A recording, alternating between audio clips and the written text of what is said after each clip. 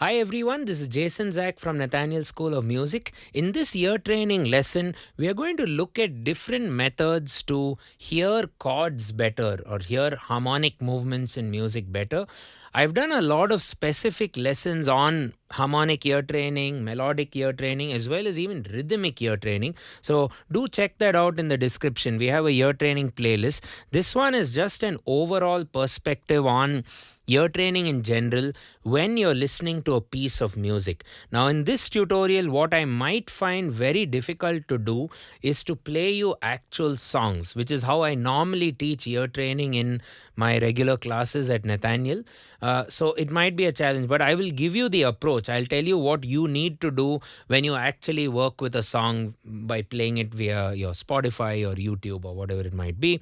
And if you'd like to do specifically ear training, that is my favorite topic to teach live in an actual classroom or workshop environment. So you might want to consider a course or a semester or just a module of ear training and theory at our school.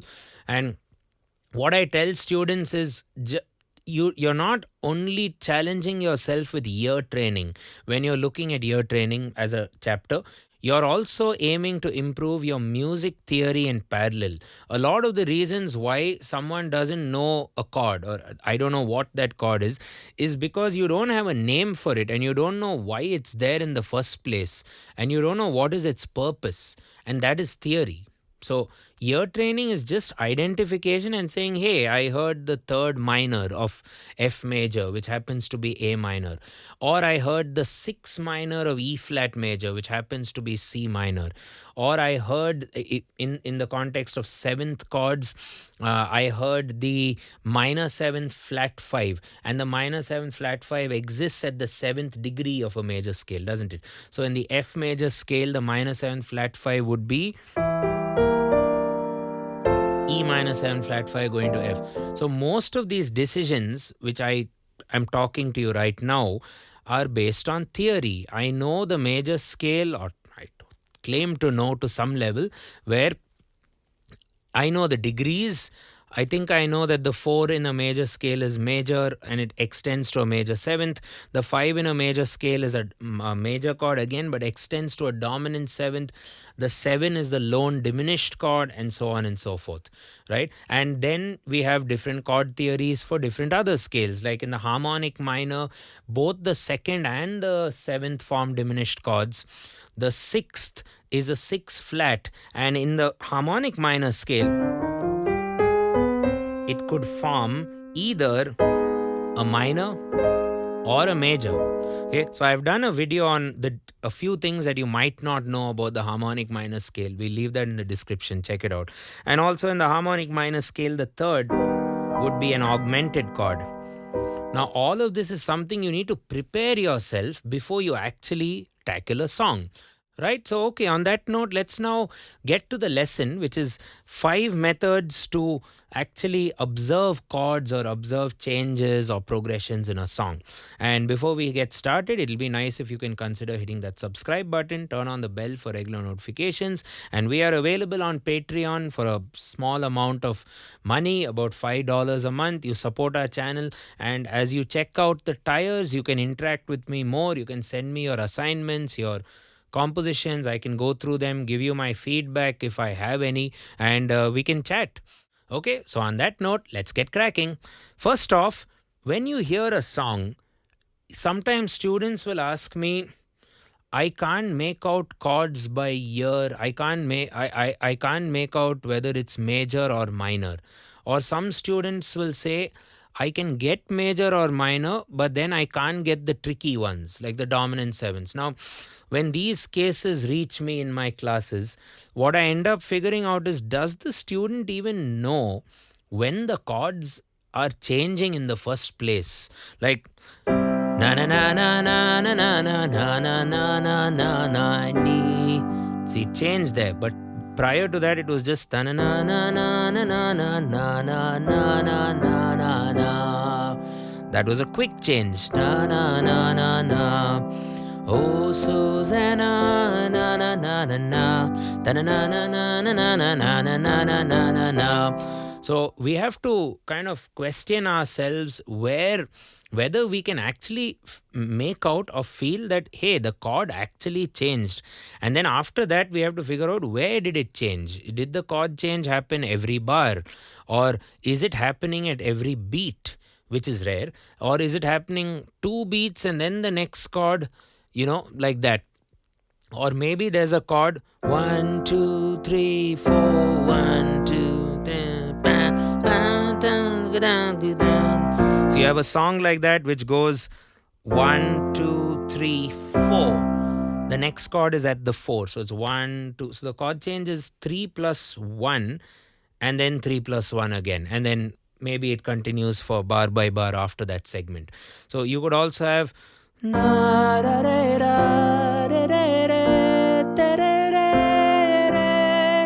here you have chords that change every two beats in a bar, every 2 counts.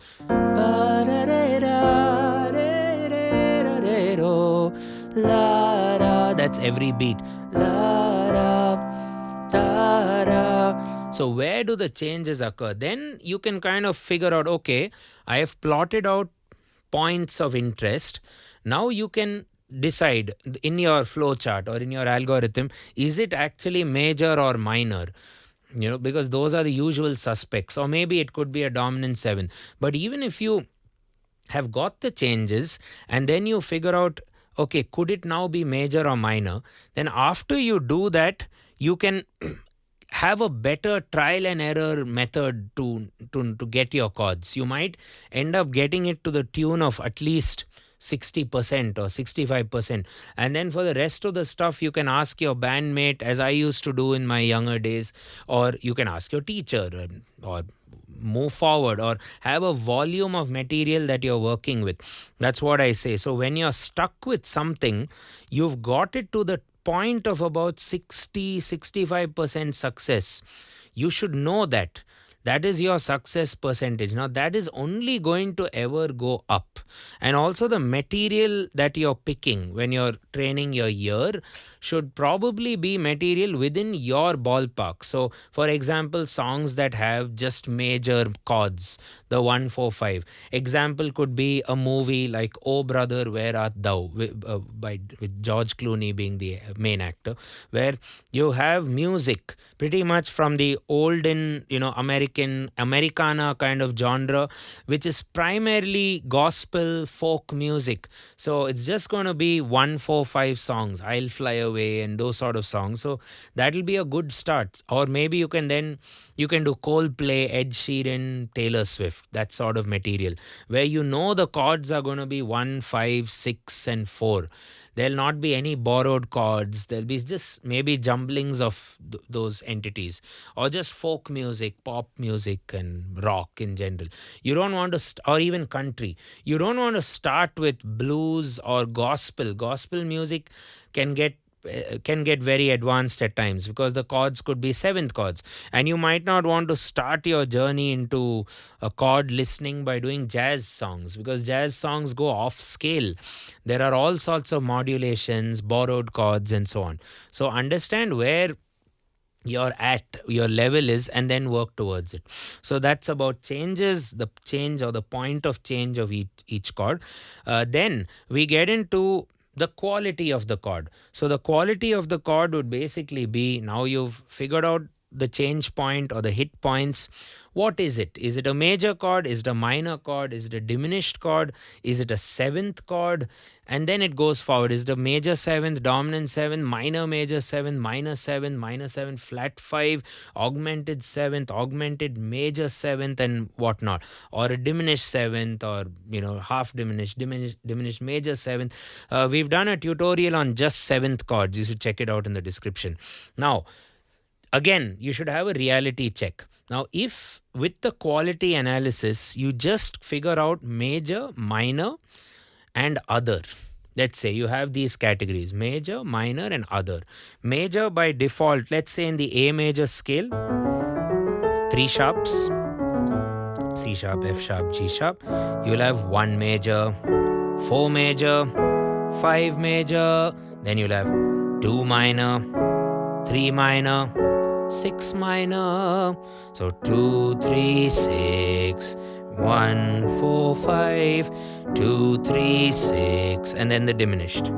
So if you figured out that the song is on A major, then what you should do is just, without the song, just play these chords. 1, 4, 5, 4, 1, 4, 5, 4, 1, 4, 5, 4, 1. Just get the vibe of major.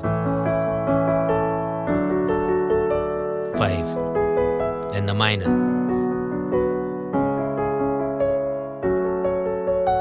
And then the diminished. The diminished has a bit more of a tense sound. So get this quality of major, minor, and maybe other. And some of you might already know dominant 7th chords like dominant 7s are tense. They have like magnet chords and they want to resolve. Da, da, la, da.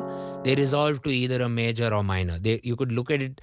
You could look at them being a 5, which will always resolve to the 1 from that 5. Okay, so quality is the next thing. So again, start simple. You can even make your own names for chords. Like I used to always consider this as the James Bond chord, which is basically a minor major 7th. Of course, the actual James Bond chord might be a minor major 9th because you have that 9 on top. Okay, which I probably realized a bit later. And then maybe you have this chord, which I used to call the Jimmy chord, or the Jimi Hendrix chord, which is actually, come to think of it, a dominant 7th or an E7 sharp 9. Right? You could also look at another dominant flavor with a flat 9. You can do things like, that's a very Bach chord. A lot of Johann Sebastian Bach songs do that. A lot of classical composers in general use that. So he won't do. He may do. And so on. So you associate a chord with either your own word or the movie you watched or stuff like that, or maybe towards a culture or something like that. You heard this song in some kind of a flamenco dance setting, or you heard this kind of chord in an Argentinian tango, or whatever it might be. So you associate a chord with something that happened to you in life, maybe, but whatever it might be. So everything you should pinpoint the quality of a chord not just by name. The name is the eventual outcome. That's the thing which is stored in your library, in your brain as a name. Okay, all this stuff, Jimi Hendrix chord, I'll store it. But if you want to call it a 7 sharp 9, well and good. Big deal, So anyway, so that's about quality. The next thing would be to have a rather stress-free or a uniform way of tackling chords and an easy-going environment. Just like how you want to look at data, how it should be passed through, you always like to work with sets of information. Even a computer seems to like that. So with cadences, which is the next point, cadences are basically where you tell yourself, let's look at it as a pack of chords, like a 5 to 1. So you heard those two chords, you heard two sounds, na na na na na na na na na, and that needs to now get stored, get remembered by you. Na na na na na na na na na na, oh, na na na na na na na na na na na na na. Or you could do the plagal cadence. This is 5 to 1 is called authentic or perfect. Plagal would be na na na na na na na na na na na na na. That's a 4-1. So let's say a tune like na na na na na na na na na na. So that'll be a plagal 4 to 1. Na na na na na. and a 5-1 following that. So plagal authentic is your chord progression. 4-1-5-1. Na na na na na. Or maybe na na na. That's a deceptive cadence, a 5-6.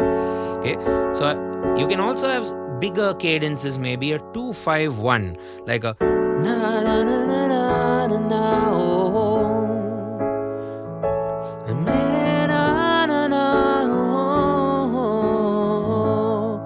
Or maybe 4 chord cadences, like the Andalusian cadence.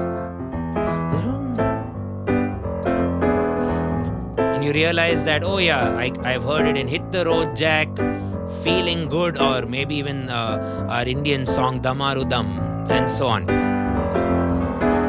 Yeah, so that's about cadences. And now that you've got the change point, you've got the quality concept going, you've got the cadences going where you're kind of ganging up or grouping up chords together, then we look at the degree, the scale degree of the chord.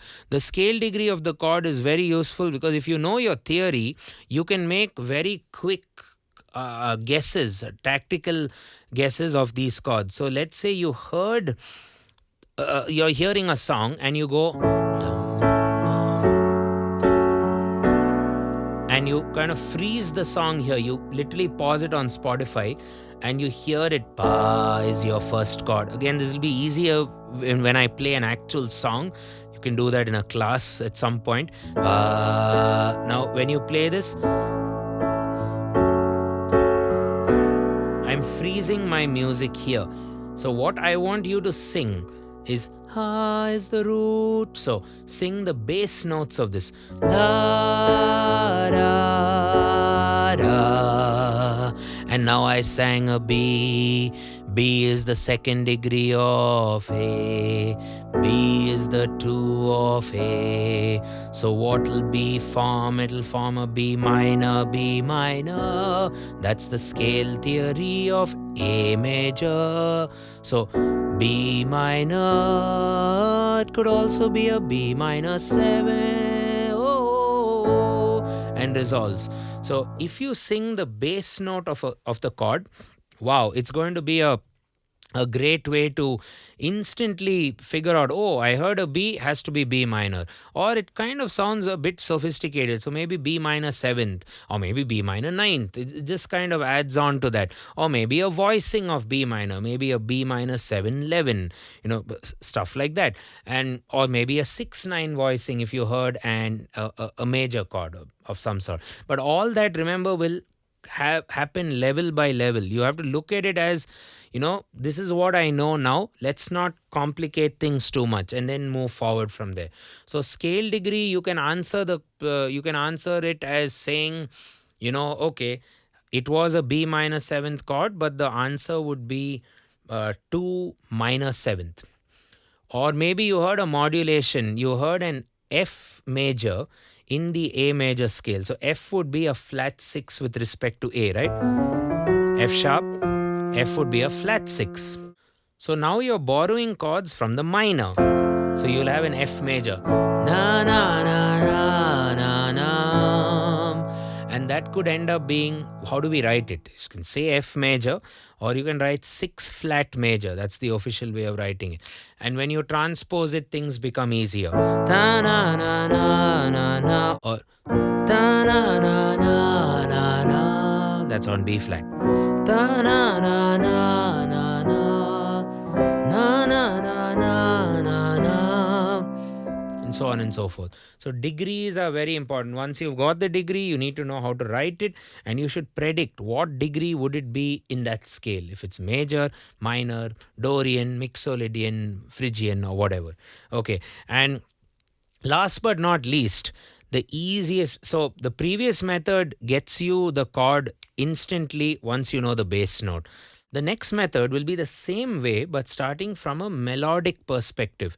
So you're hearing a melody, let's say, Hey Jude. So you have that A going on. You know it's an F major. Now he sung A.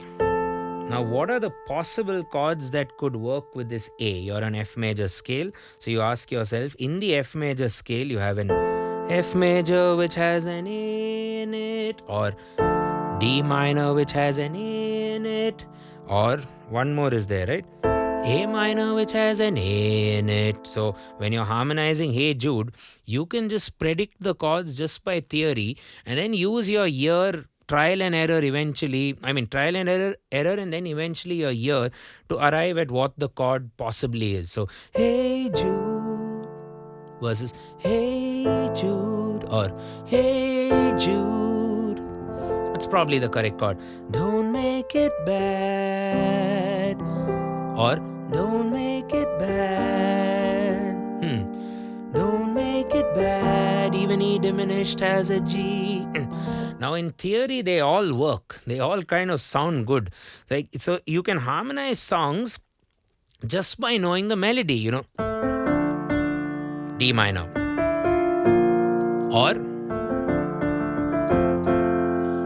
And in the Pirates of the Caribbean theme, they use both options actually. But maybe they don't do that, but that's also a nice harmonic option. So from a melodic perspective, all you have to do is find the important notes. It could be the one which lasts longer, or it could be the important word of that sentence, like the proper noun or the adjective and so on. Though that's what you're harmonizing. Or it could just be the note at beat 1 of the bar. If you are composing a song, it also gives you the goal to say, okay, at every 1 of the bar, I need a new chord at least. And maybe my lyrics can be adjusted such that the important words are around the 1 of the bar, or at least last longer. And that important word would have a chord tone in it. And you know the chords because the major scale has 7 triads, 1 being diminished, 3 being major, 3 being minor. Okay, so these are 3 ways to listen to chords better, and to make this or to put this into practice, you should check out our ear training playlist. We've done a lot of videos on harmonic ear training specifically, also melodic ear training. We are going to do a lot more lessons with singing and other such environments. So do stay tuned to our channel. You can do so by hitting the subscribe button and turn on that bell. The bell is very important because you know how YouTube is. You'll just keep getting video after video based on what you consume, right? So you don't want our content to be lost. So also it'll be nice if you can even share the video around with your friends. Give the video a like, share, subscribe, and also leave us a comment with things that you want me to teach you. And that's about it. Thanks a ton. If you'd like a course at our school, do consider reaching out to one of the course advisors at Nathaniel School of Music. You can fill up a form in the description. I will catch you in the next one. Thanks a ton. Cheers.